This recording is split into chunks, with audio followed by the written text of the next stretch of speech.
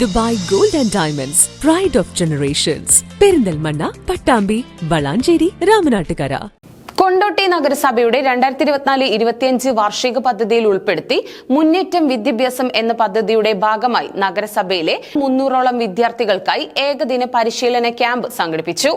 കൊണ്ടോട്ടി നഗരസഭയുടെ 2024-25 വാർഷിക പദ്ധതിയിൽ ഉൾപ്പെടുത്തി മുന്നേറ്റം വിദ്യാഭ്യാസം എന്ന പദ്ധതിയുടെ ഭാഗമായി കൊണ്ടോട്ടി നഗരസഭയിലെ LSS പരീക്ഷ എഴുതുന്ന 300ഓളം വിദ്യാർത്ഥികൾക്കുള്ള ഏകദിന ശില്പശാല ക്യാമ്പ് സംഘടിപ്പിച്ചു.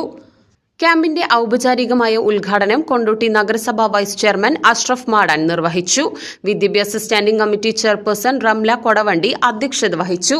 സംസ്ഥാന അധ്യാപക അവാർഡ് ജേതാവും പ്രഗത്ഭ അധ്യാപകനും മോട്ടിവേഷൻ സ്പീക്കറുമായ ഷെഫീഖ് മാസ്റ്റർ, തരിഷ് GLP സ്കൂളിലെ അധ്യാപകനും മോട്ടിവേഷൻ സ്പീക്കറുമായ സതീഷ് കുമാർ മാസ്റ്റർ എന്നിവർ ക്ലാസുകൾ കൈകാര്യം ചെയ്തു.